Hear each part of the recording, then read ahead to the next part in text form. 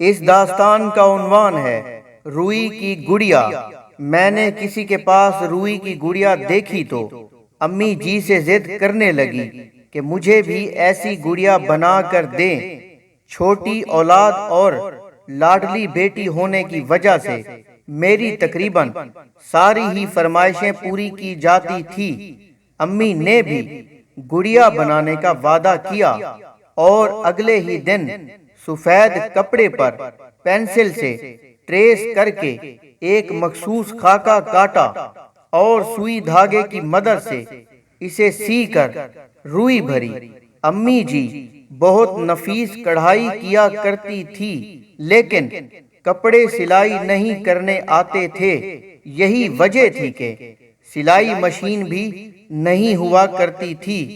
گڑیا میں روئی بھرنے کے بعد امی جی نے کالے رنگ کے دھاگے سے گڑیا کی آنکھیں، جبکہ گلابی دھاگے سے ہونٹ بنائے اور براؤن دھاگے سے سر پر ڈھیر سارے لمبے بال بنا کر جوڑ دیے۔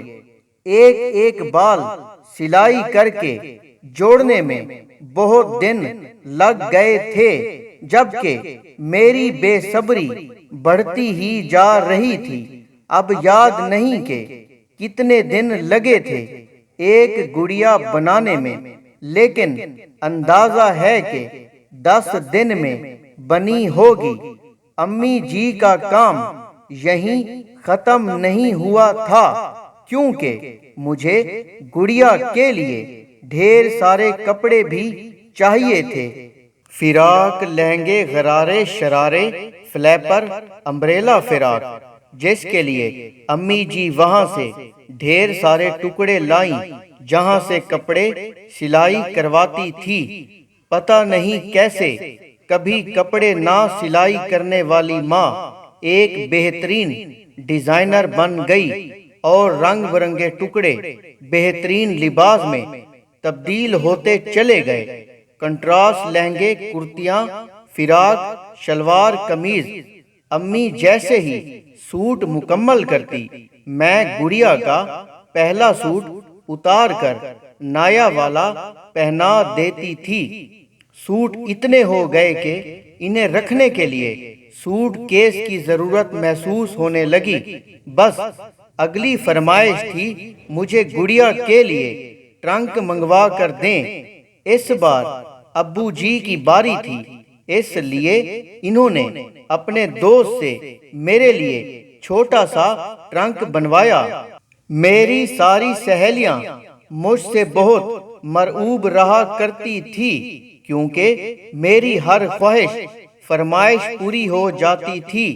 میری گڑیا سے متاثر ہو کر میری سہیلی نے بھی اپنی ماں جی سے ضد لگا رکھی کہ مجھے بھی ارم جیسی گڑیا بنا کر دیں، کیونکہ گڑیا اور چہرے پر ناز و خدوخال بنانے میں محنت اور وقت درکار تھا، اور میری امی جیسی مہارت بھی۔ اس لیے نسیم کی امی نے اسے ٹیڑھے میڑھے ہونٹ اور آنکھوں والا گنجا گڈا بنا دیا۔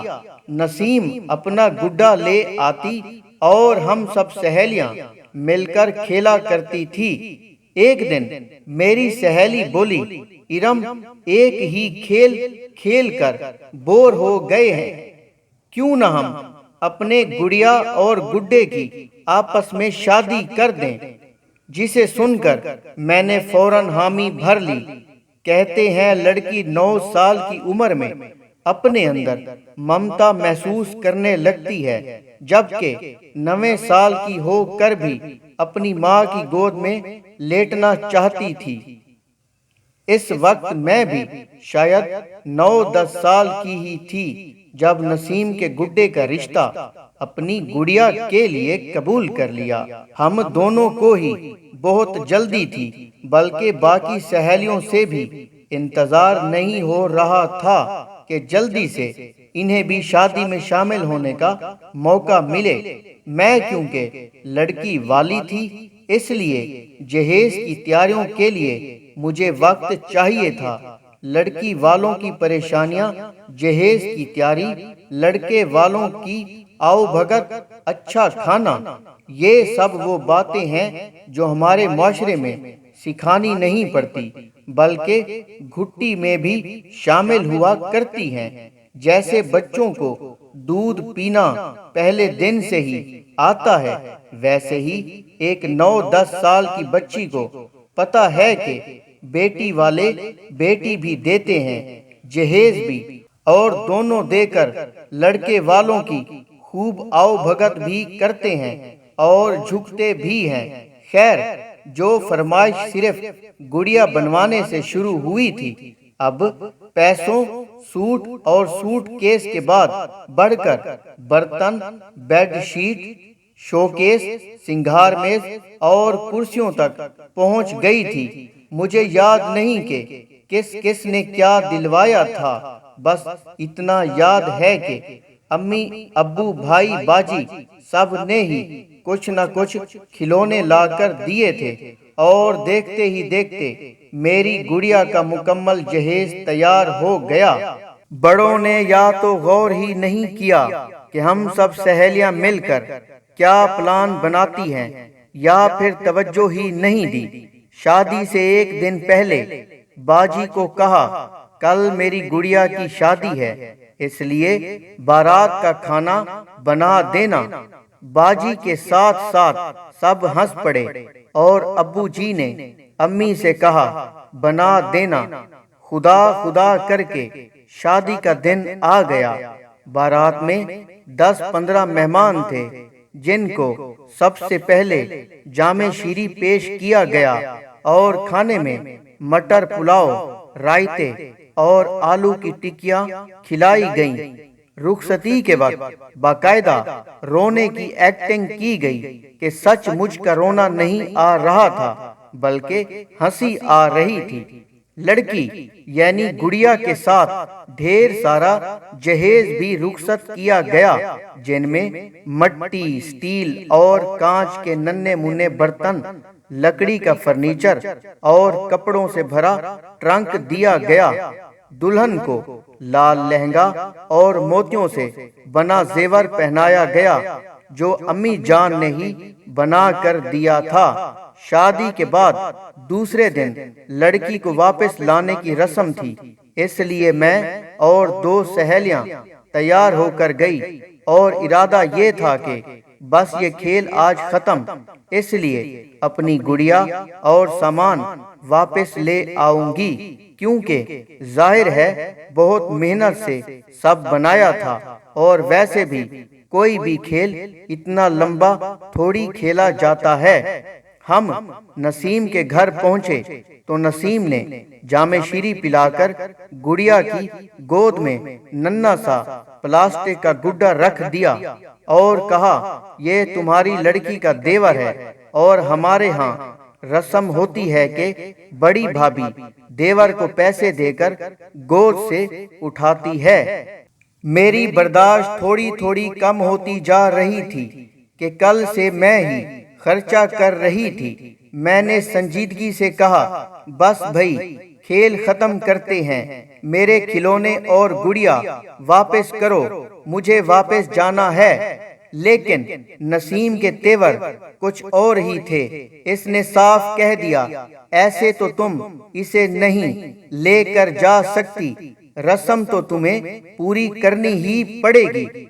अब मुझे रोना आने लगा था, जबकि नसीम के अंदाज में जरा बराबर भी नरमी नजर नहीं आ रही थी। इसे हमारे कई साल की दोस्ती भी अपने इरादे से बाज रखने में नाकाम थी।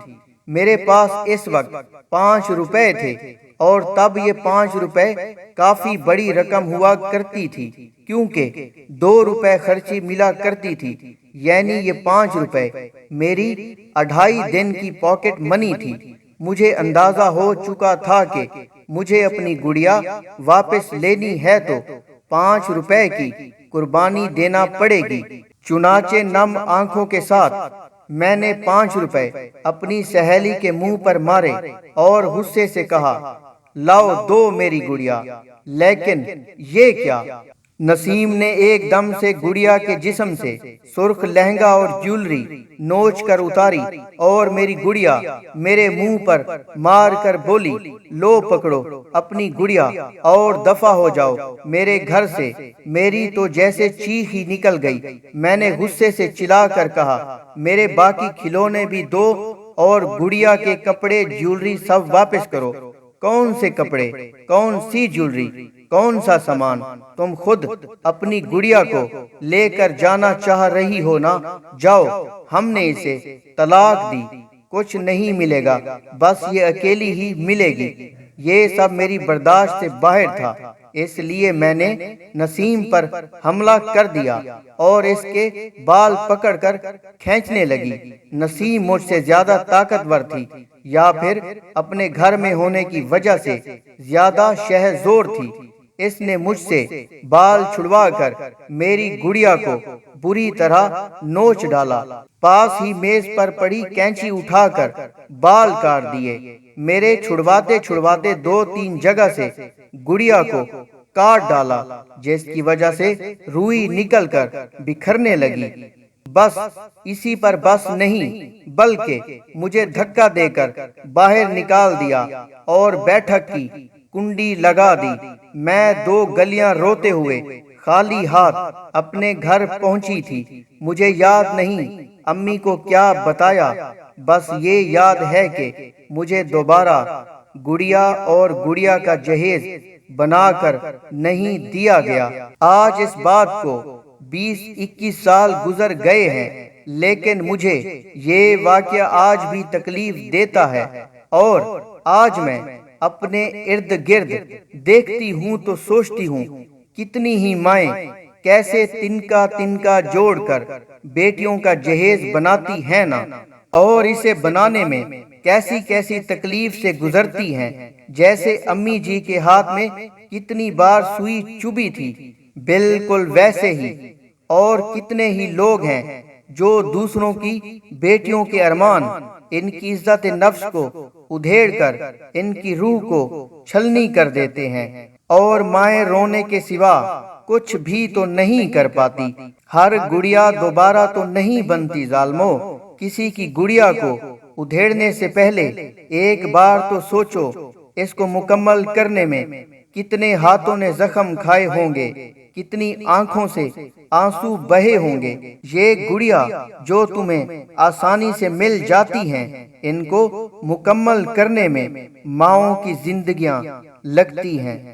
ملیں گے ایک نئی داستان کے ساتھ، تب تک اپنا بہت سارا خیال رکھیں۔